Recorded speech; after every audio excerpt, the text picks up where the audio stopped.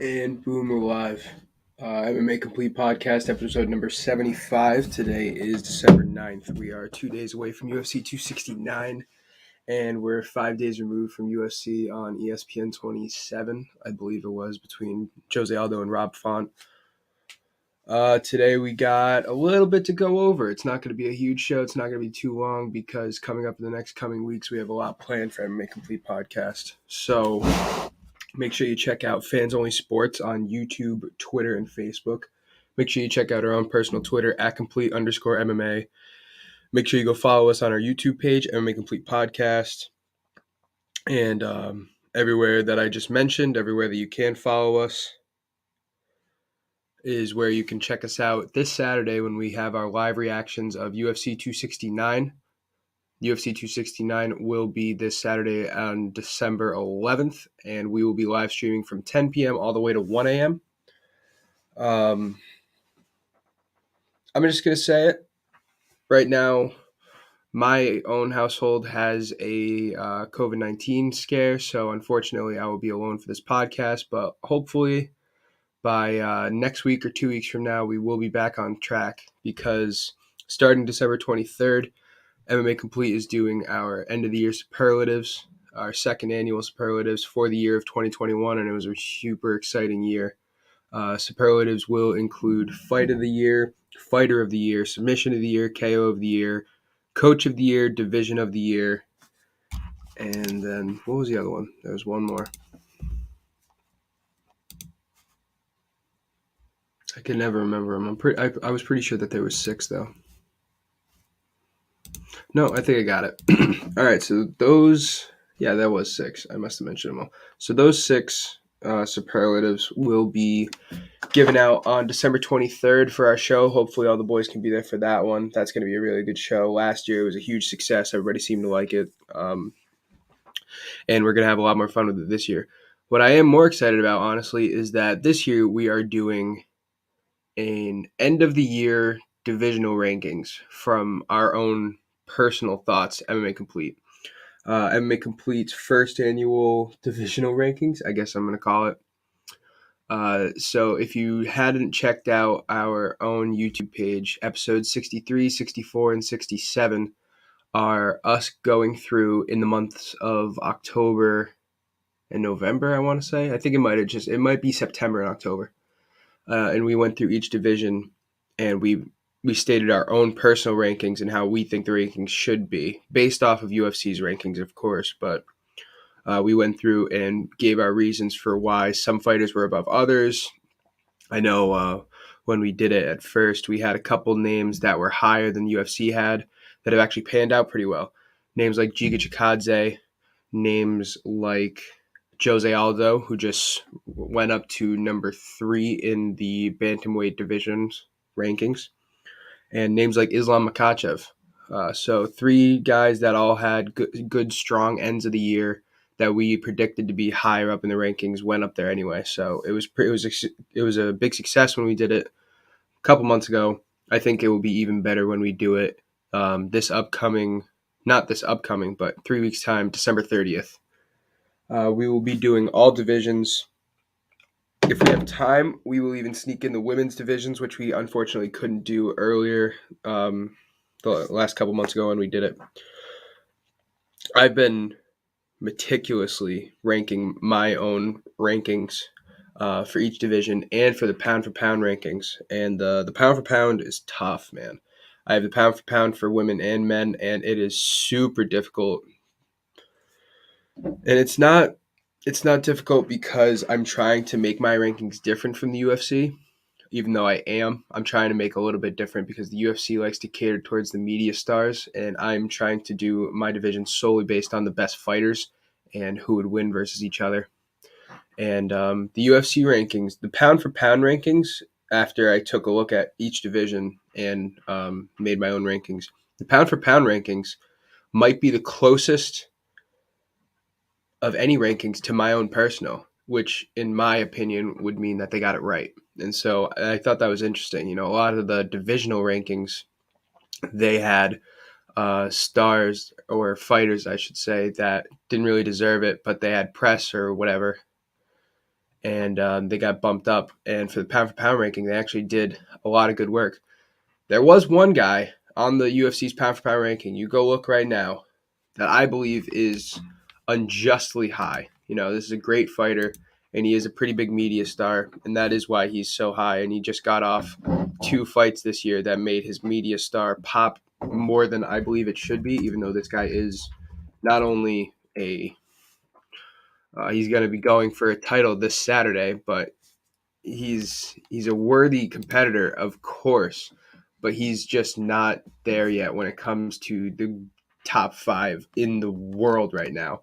And Dustin Poirier, who I was talking about, is ranked number 5 in the UFC's pound-for-pound rankings, which I do believe is much too high. We're going to get into this on December 30th when we talk about it, but just for a reference, the only 2 big mistakes I saw in the UFC's pound-for-pound rankings is that Poirier is too high, he's number 5, and Petr Yan is too low, he's number 11. I would switch those, and I think when I reveal my list, I think that it will show, in the reasons I give, it will show why you would switch those guys. But that might not be here nor there, because after this weekend, if Dustin Poirier does what he expects to do, he might be number 5. Poirier versus Oliveira is this weekend. Main event for UFC 269. It's for the lightweight title. Dustin Poirier on a 4-fight win streak, 3 or 4. His only loss in the last 5 years is to Khabib, and he has finished almost everybody that he's fought. Dustin Poirier is one of the most well-rounded fighters in one of the most well-rounded divisions, and he's only lost to one person, and that one person has never lost. Dustin Poirier's resume over the last 5-6 years is as impressive as it gets. I would argue it's better than Charles Oliveira's. Charles Oliveira is currently on a 9-fight win streak. He's obviously the champion. He TKO'd Michael Chandler, the only person to stop Michael Chandler in the UFC currently. And so that's mighty impressive too. He also dominated Tony Ferguson to get that title shot. Super impressive. But Charles Oliveira's record, his 9-fight win streak, is not as impressive as I would like it to be. He is the man. He's the submission expert in the UFC. But, when 3 of your last fights are not in the UFC anymore, and I'm talking about Kevin Lee, who just recently got released, and I have my own quorums about that. I don't think he should be, but that's what it is. Kevin Lee's not in the UFC anymore. Jared Gordon and Nick Lentz are no longer in the UFC either. And so his last 2 wins are impressive names. He TKO'd Michael Chandler. That was a great win. He dominated Tony Ferguson. That was a good win, but he probably should have been able to finish Tony. And then the others were not that impressive. But Charles Oliveira has 14 submission victories in the UFC. That's 2 more than the next. He's a 9-fight win streak. That's good for the best in the lightweight division currently. And he is a well-rounded fighter. Going into the Chandler fight, everybody thought he was a submission expert, and he TKO'd Chandler. So Charles Oliveira is the champ. Dustin Poirier is a hungry challenger. To play the devil's advocate like I just did for Oliveira, I'll do it for Poirier. Poirier is only here because he just beat Conor McGregor twice. Yes, he's on a 3-fight win streak, and yes, he is one of the biggest names in the division.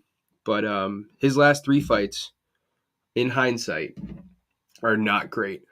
He TKO'd Conor in the second. That's impressive. It is impressive. But Conor's on the downswing.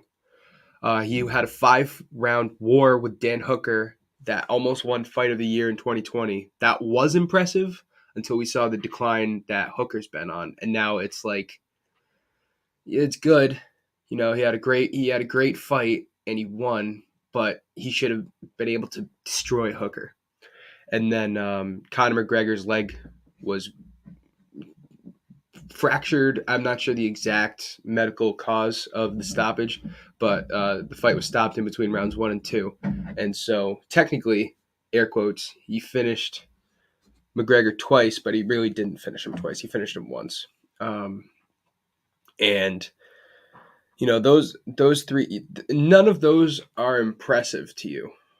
the fight against Hooker was probably the most impressive, and Oliveira's knockout of Michael Chandler is arguably, in my opinion, it is more impressive than any Poirier's wins in the last 3 years. 2 years, excuse me, 2 years. So those two will be fighting for the lightweight title in a division of monsters, in a division of savages. You know, you got the up-and-coming Islam Makhachev. You got the bear, Beneil Dariush. You have Justin Gaethje, the human highlight reel. You have Conor McGregor, who's looking to make a return. Rafael Fiziev, who is arguably the hottest prospect in the lightweight division, who just had a flying heel kick knockout of Brad Riddell last week in UFC on ESPN 28. The name value of this fight coming up is very intriguing. Dustin Poirier and Charles Oliveira right now are two of the biggest names in the lightweight division, if not the biggest. But and are they the two best fighters? Is Justin Gaethje and Islam Makhachev a more intriguing fight?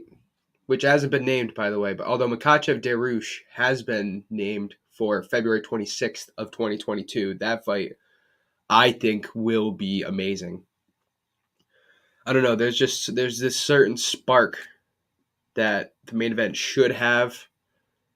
That name value, Poirier Oliveira, that is it. It's worth a spark and it'll get people to watch, but it's not as intriguing as I would hope for in the final lightweight championship of the year should be. And who knows, maybe I'm just a critic. I mean, I am a critic, but maybe I'm just cynical because this division has been arguably the best division of the year, which you can find out what we do think is the best division of the year on December 23rd when we do our second annual superlatives. I don't know. I feel like there's just something a little bit missing. I'm gonna watch the fight. I think it's gonna be a great fight, and I think it's gonna be a really, really great pay per view. The more I talk about this pay per view in this podcast, you'll see that I really am super intrigued by this pay per view.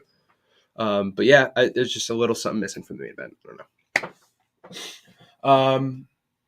This, you know what it is? I can tell you exactly what it is. It just hit me because I'm about to talk about the co-main event between Amanda Nunes and Juliana Pena for the women's bantamweight title. We've seen a lot of cards that are top heavy, and you can expect that. You can expect, filler fights that aren't really that juicy. You might get a huge knockout in the prelims here or there. That's kind of cool, but you get a top heavy fight. UFC 268 was a top heavy card. Gaethje Chandler, Usman versus Covington, Namajunas 2. Even though Gaethje Chandler was moved to the beginning of the main card, that was a top heavy card. That was like, oh, I'm so excited to stay up till 1 because from 11:30 to 1 o'clock is just banger after banger after banger. This fight, this card is almost bottom heavy. Like, sure, Poirier versus Oliveira is exciting, but doesn't have that spark. And there's no rivalry either. That might be another part that I'm kind of overlooking in the fact that the main event isn't. But this card's so bottom heavy. This card has bangers on the early prelims at like 7 o'clock. It's outrageous. So I'm gonna go over all the fights. We're gonna talk about them. I'm also going to be giving my picks. Unfortunately, my boys couldn't be here tonight to give out their picks, but I think I can do a little bit of justice in talking about who I think they'll win. I'm pretty sure I know who Austin. I'm pretty sure. I won't speak for him exactly because I haven't talked to him in a couple days and I haven't gone over the exact details of what he thinks. But I do think I know him pretty well, and I think we've talked about it a little bit to say what he thinks is going to happen. All right, so Amanda Nunes versus Juliana Pena.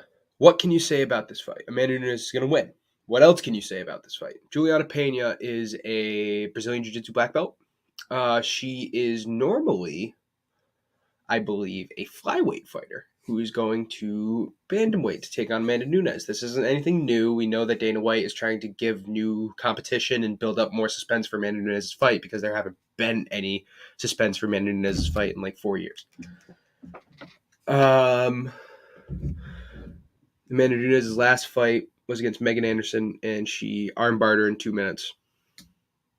Amanda Nunes is the GOAT of UFC, at least women's division, and an arguable GOAT for any fighter in the UFC's history. Juliana Pena doesn't deserve a chance on paper. That's not fair. Juliana Pena is a really world-class fighter, especially on the ground, but she's on a one-fight win streak where she choked out Sarah McMahon. Not impressive. She's a filler, unfortunately, and I think she will lose to Amanda Nunes. Another reason why I say this is bottom heavy, because the co-main event of Amanda Nunes is just like, here we go, let's watch Amanda Nunes win. Which is great to see the GOAT win, and it's, when we look back on it in 10 years, we should have appreciated Amanda Nunes more for what she was. Sure. But we also want to see competitive fights, and we want to see, and we're intrigued by upsets, and that's just not going to happen. In the third fight from the top, we have Jeff Neal versus Santiago Ponzinibbio in a welterweight fight between Neal, who is number 12 in the rankings, and Ponzinibbio, who's 14. Jeff Neal coming off a walk-off head kick knockout. Santiago Ponzinibbio is on a 4-fight win streak. This fight is interesting. Ponzinibbio is one of those guys that won't go away. He's been in the UFC for 7 or 8 years. Every time he gets to those, he's going to fight a number 9 guy. He's going to fight a number 7 guy. He's going to fight for a top 10 spot. He loses. That's been the story of his career. This is his third round. This is his third time resurging into the upper rankings. Give him the best, but Jeff Neal is a heavy hitter. Jeff Neal is a knockout artist, and I think that Jeff Neal will win. I'm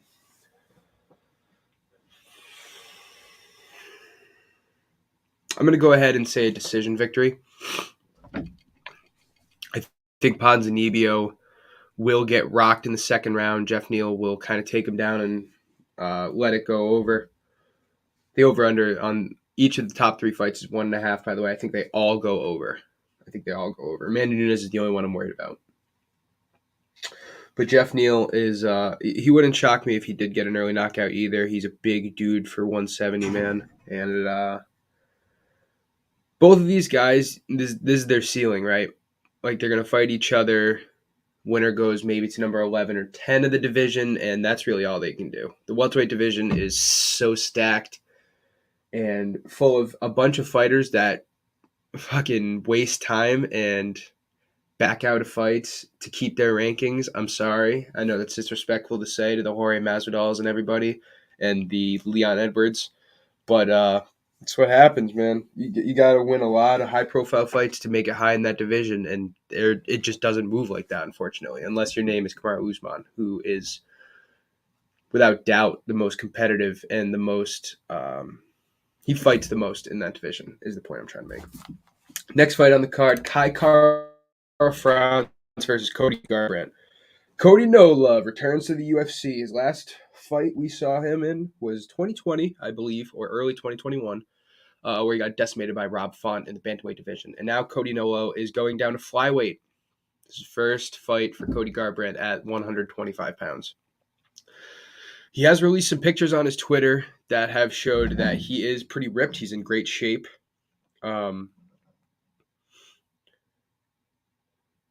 He actually just released an article. MMAfighting.com just put out an article on Cody Garbrandt, and where he says that he's going to be taking the division over. So that's interesting. Sorry, that was my phone. But Kai Kara-France is absolutely no fucking slouch, man. He fought Rogerio Bontorin in his last fight, a guy who is known for putting a pace on people, and Kai Kara-France knocked his ass out. So we're going to see 2 heavy-hitting 125ers in this fight. And Cody Garbrandt, I want to root for him. I want to believe in him. He is stepping down a division, which I never really love. I love when fighters go up a division. But,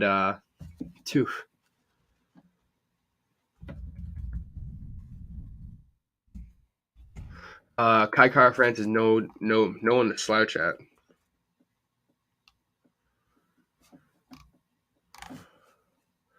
Cody Garbrandt has In 2020, he had the knockout of the year, in my opinion. Or actually, no, he didn't. Joaquin Buckley had the knockout of the year.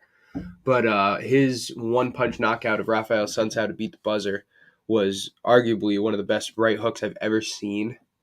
And so he's going to be looking to bring that power. But when you think of the kind of similarities between Kai Kara France and Cody Garbrandt's last opponent, Rob Font, they're both smaller, quicker guys who like to put a pace on you, who are very comfortable on the ground. Cody Garbrandt's not great on the ground.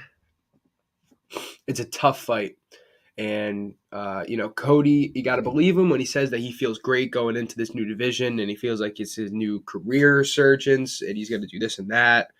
Cody Garbrandt's such a big name of the sport, and maybe that's what's hypnotizing me a little bit. But as you can see, first they've talked about on the pod bet. Cody Garbrandt is on my pod bet right now. I would really love to talk to the boys about it because it's the one fight on the pod bet. Actually, no, Amanda Nunes is on here too. Yeah. Oh, okay. I forgot about Amanda Nunes. It's the one fight on the pod bet that I'm not too sure about, Cody Garbrandt. But I said it last week that I think that Cody's going to have the power to knock him out. And I think that Cody Garbrandt's wealth of experience is going to set him over the edge against Kai Kara France.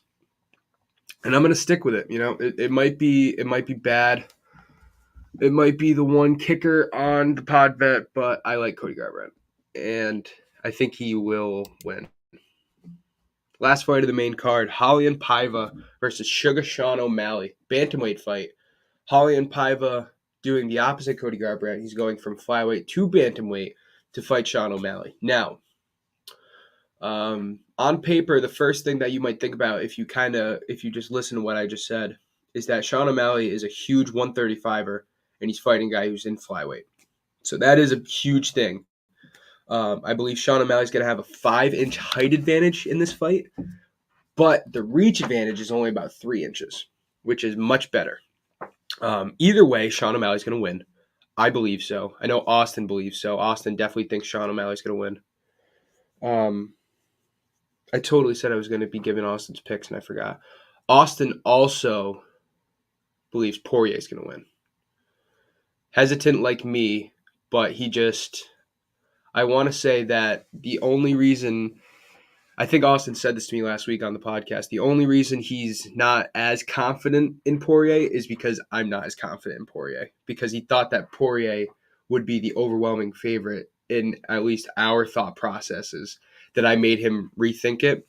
But I do know that he is a huge believer in Dustin Poirier. Loves the hot sauce, of course. And I think that he also obviously is taking Nunes. I don't believe he had an opinion on Neil Ponzinibbio, but I do believe that he's also taking Cody Garbrandt. So Sean O'Malley versus Raulian Paiva. This is going to be an interesting fight. Paiva is probably the first fighter that O'Malley fights that is going to be much faster than O'Malley. O'Malley has the reach advantage. He has the striking advantage. He's going to be doing his little dribbles and fucking pump fakes and shit that he did against Chris Moutinho. Super entertaining. I think this fight goes the distance all the way to 3 rounds, so there's another over for you.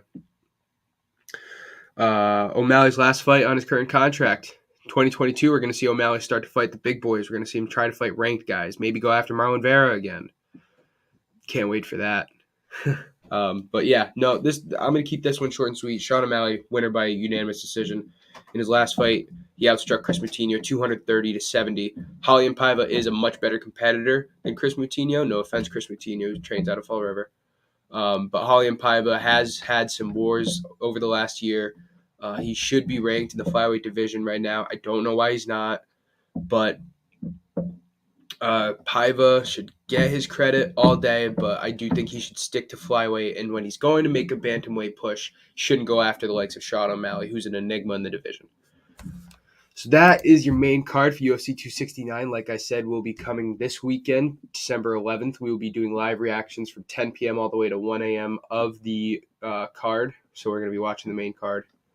And where you can check that out at Fans Only Sports, many platforms, Twitter, YouTube, Facebook. You can check it out on our Twitter, @complete_MMA. And you can check it out on our YouTube page, MMA Complete Podcast. We're going to take a quick commercial break. When we get back, I'm going to keep going with the early prelims and the prelims because this card, like I said, is so bottom heavy. There's so many great fights. So we'll be right back.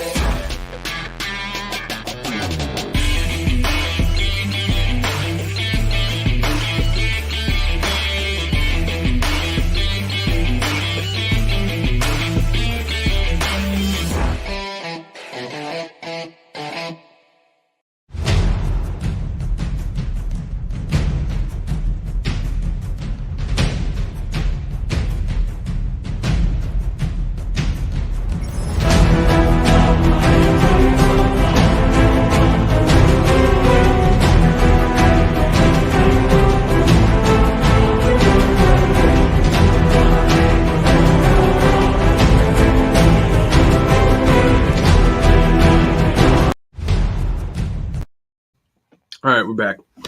So we talked about the main card in pretty good detail. I have mentioned the pod bet, which will be obviously every single pay-per-view we do a pod bet. So that will be happening this weekend. I am open to any comments or tweets that you might have about the pod bet. I love you guys' suggestions. You guys helped us out so much with the last one. So go tweet at us at @complete_MMA or drop a comment right now. So the preliminary card for UFC 269 has 4 fights in it.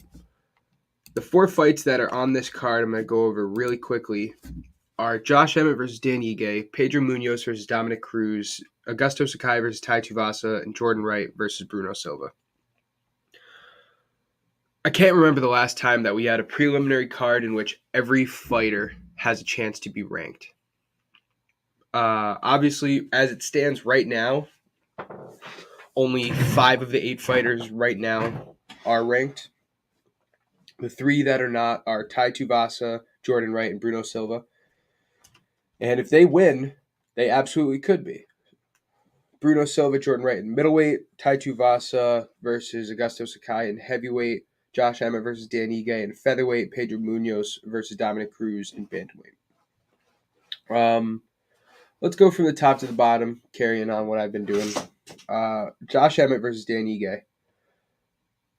This fight is super interesting, right? Because Josh Emmett right now is ranked number 8, Dan Ige number 9. Josh Emmett has won 3 in a row. Dan Ige has won 1 of his last 3.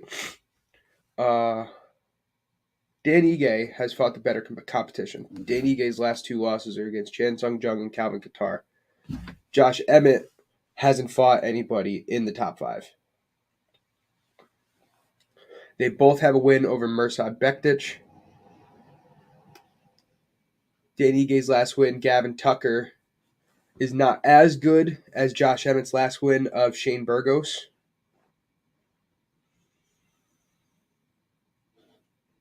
This is a draw for me because I don't know who the hell is going to win. Dan Ige's faster. Josh Emmett is better on the ground. Josh Emmett can hit a little bit harder, but Dan Ige's been more experienced. I honestly, I've been mulling this fight over and over in my mind. Josh Emmett is the big favorite on paper, by the way, for like Vegas odds, Sportsbook RI odds. Big favorite. But I don't know. This is such a close battle. It's definitely worth the sprinkle on Dan Ige. I'm gonna go ahead. I'm not gonna weigh in here. I'm pretty sure that Austin liked Dan Ige. I don't know about the rest of the guys.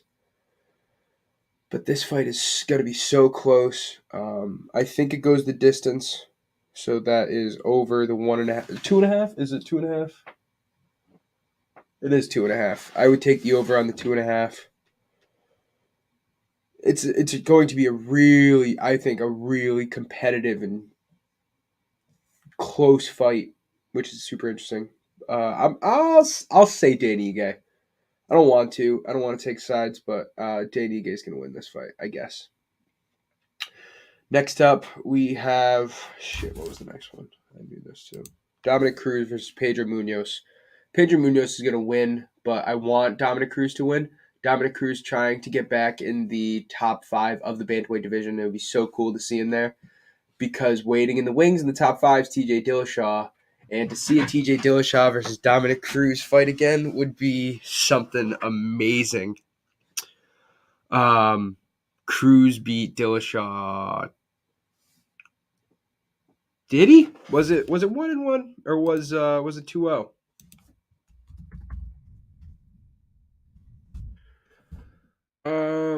Dominic Cruz did beat Dillashaw. I thought so. Okay. And Dominic Cruz is, of course, 38 now. He's past his prime, but Dominic Cruz is, in my opinion, the bantamweight GOAT, the best that division's ever seen. Piotr Jan's getting up there. Jose Aldo's getting up there. But, yeah, I think Dominic Cruz is the GOAT, and he's fighting Pedro Munoz. That's a tough, tough fight, man. Pedro Munoz is a absolute warrior. The last time we saw Pedro Munoz, he lost to Jose Aldo, but that's just because Jose Aldo is wrecking people at 135 right now. Munoz has had a crazy tough last 5 fights. Jose Aldo, Jimmy Rivera, Frankie Edgar, Aljamain Sterling, and Cody Garbrandt. That's about as great of a test at 135 through 5 fights that you will see on anyone's record. Pedro Munoz should win this. He might even knock out Dominic Cruz. I wouldn't be surprised. The over-under on... Actually, there is no over-under on Sportsbook RI right now. I don't even think this fight is on Sportsbook RI's radar. But I like Pedro Munoz. You never know, because Dominic Cruz has the craziest style I think I've ever seen with his footwork. But, man, I like Dominic Cruz a lot, and there's not a lot of people in the top 5, in the top 10 through 5, I should say, that I don't think would beat Cruz. Pedro Munoz should beat him. Pedro Munoz should absolutely beat him. All right, next up we have Augusto Sakai versus Tai Tuivasa. Tai Tuivasa is the most underrated heavyweight on the planet. I'm going to say it. Tai Tuivasa has power, obviously. He has submissions, and I believe 2 of his last 5 fights he's won by submission. And he has some cardio for the big boy. He has that gut, but man, he can go. He can go for rounds. I think he has a couple decisions, losses maybe, but I think he has gone to a couple decisions in his career. So he's fighting Augusto Sakai. Augusto Sakai is a great kickboxer, can kick your head off, but as long as Tai Tuivasa doesn't get absolutely left-footed into the ground, I think Tai Tuivasa wins this fight and switches his rankings with Augusto Sakai. I think that Tuivasa will be ranked after this fight's over, and Augusto Sakai will be taken out. Augusto Sakai, in my opinion, I mean, obviously great kickboxer, and he's a great fighter. But his last 2 losses are against Jairzinho Rozenstruik and Alistair Overeem. And his last win was against Blagoni Ivanov, and that is... it's kind of... It almost makes me mad that Tuivasa is ranked or is not ranked and Sakai is. I would think that these guys would be switched already. But anyway, I think Tai Tuivasa will win. I'm going to go ahead and say by decision.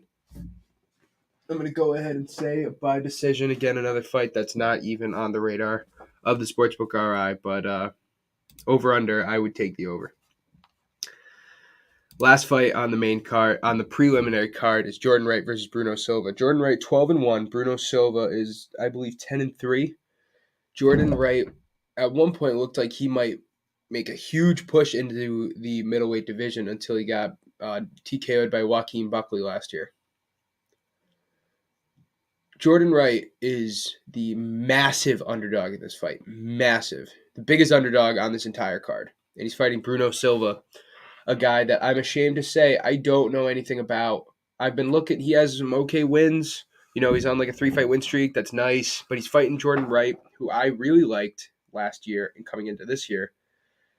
And he's such the big underdog. So I'm almost tempted to put him on the pod bet, Jordan Wright, but I'm just going to be sprinkling a little bit on Jordan Wright. I think that I'm going to sprinkle him money line, and I'm also going to sprinkle him by TKO.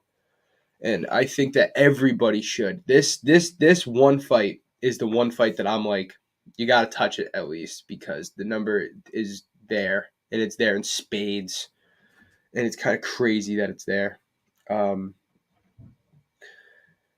I don't have too much else to say. Jordan Wright is a really good, well-rounded fighter who likes to stand and bang. He got TKO'd because he got caught against Joaquin Buckley. If he didn't, I think he would have won, and I think we wouldn't be talking about such a big underdog because he'd be 13-0. But he's 12-1 right now. He's fighting Bruno Silva. I think that Jordan Wright, if with a knockout of Bruno Silva in such an underdog spot, possibly moves him up to number 15 in the middleweight rankings after this fight. All right. I told you guys that this fight card is bottom heavy. The 4 fights that I'm about to list for you are in the early prelims. Early prelims. This shit's going to start at like 6 o'clock.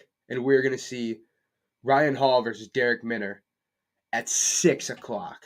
All right. If you know anything about what is this? Lightweight rankings? Featherweight rankings. Featherweight rankings. Ryan Hall is supposedly up next. Ryan Hall, he beat BJ Penn and Darren Elkins, Gray Maynard, and Artem Lobov before making his first huge fight in the UFC. He already had a couple, but his first huge fight in the UFC against the featherweight division's biggest prospect in Ilia Tuporia, in which he got absolutely flatlined. But Ryan Hall has some crazy jiu-jitsu, man. This guy's doing Imanari rolls, and he's like looking like he's breakdancing on the fucking canvas. I swear to God, Ryan Hall's super entertaining. He's going to be fighting Derek Minner. Derek Minner. Excuse me.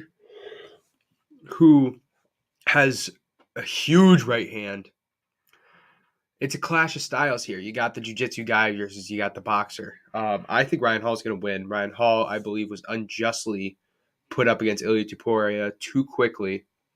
And I think that, I think if he had a more competitive fight against Tuporia, his name wouldn't be dragged through the mud a little bit. But unfortunately it was, and I think this is a great shot for him to come back into the good graces of the prospect rankings of the featherweight division. I think Ryan Hall has a really good shot here, and I think that he will pull off a submission in round 1. So Hall versus Minner's 2.5. I'm going to go ahead and take the under on that. That's another big bet that I really like. And then we have the flyweight division's number 4 ranked fighter, Alex Perez, fresh off a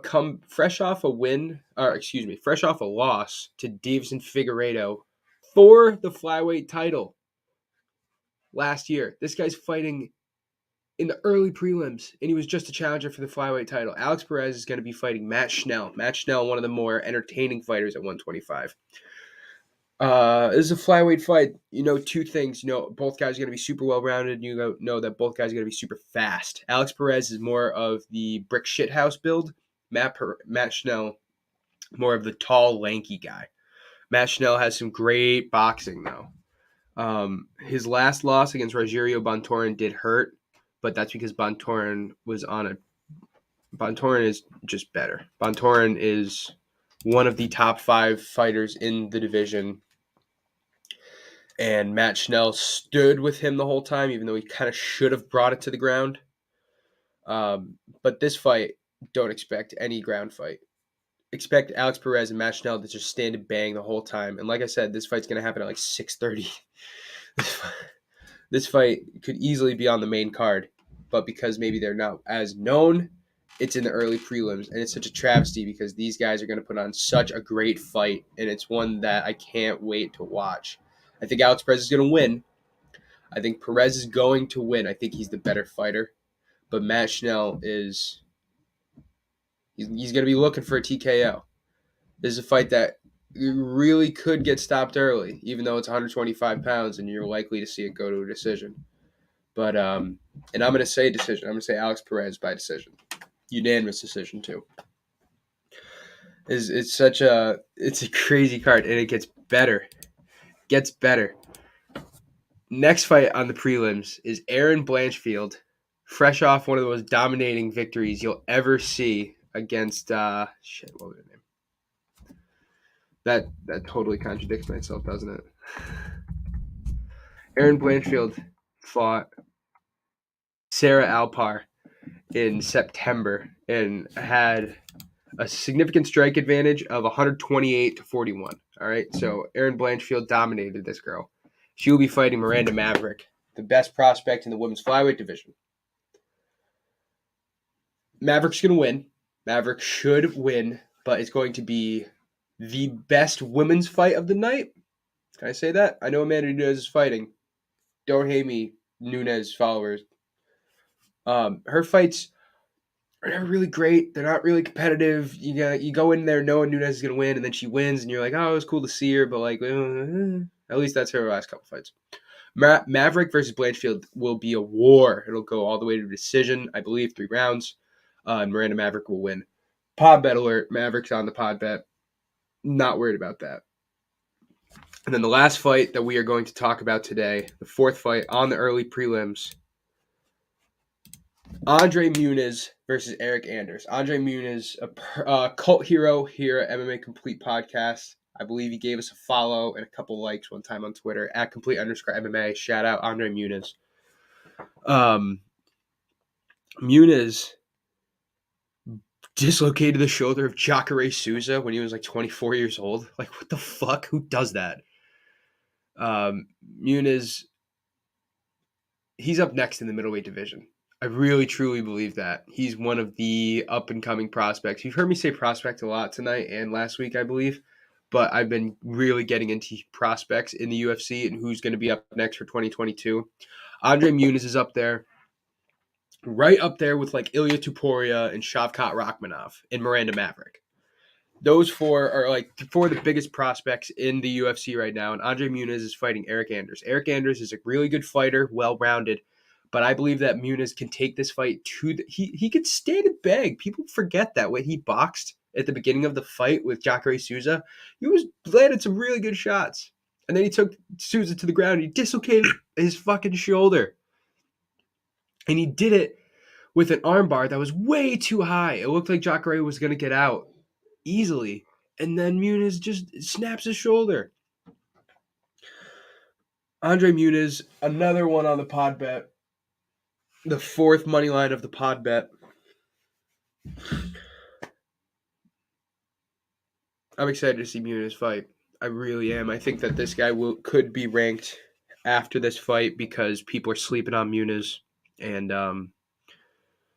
I think that he could be poised to make a run in 2022. I think that he could have.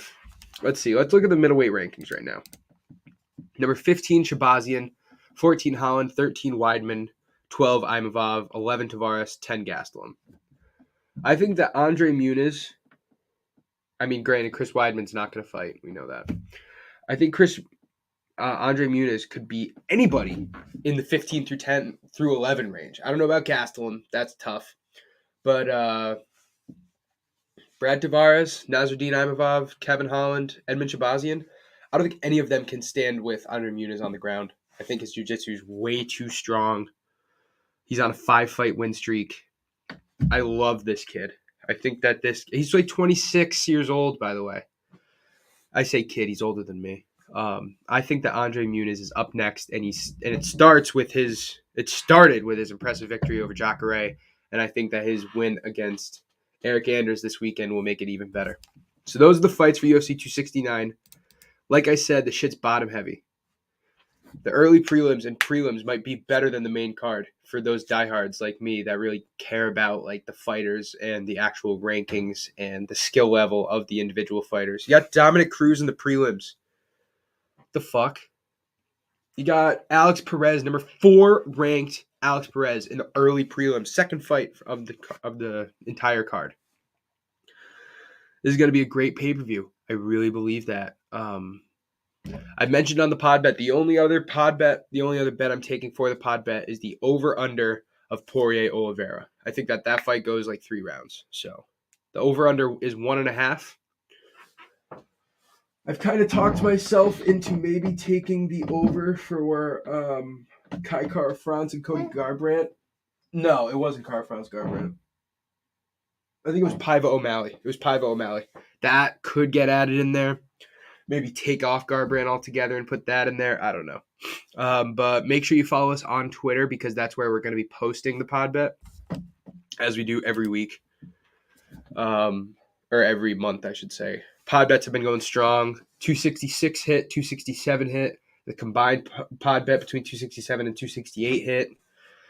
So make sure you check us out on Twitter for the final pod bet because you guys want to make some money, right? You guys want to make money. That's what we've been doing here over the last couple of months is we've been making money on these pod bets.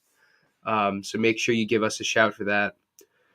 Otherwise, make sure you come check us out on our UFC 269 live reactions this Saturday, December 11th, 10 p.m. through 1 a.m., wherever you're watching this now, whether it be our YouTube page, MMA Complete Podcast, our Twitter, @complete_MMA, or Fans Only Sports, many platforms on Facebook, YouTube, and Twitter. That's all I got to say. Hopefully the boys will be back soon. We're working on some locations for the live reactions, so hopefully I can hang out with the guys and watch the fights.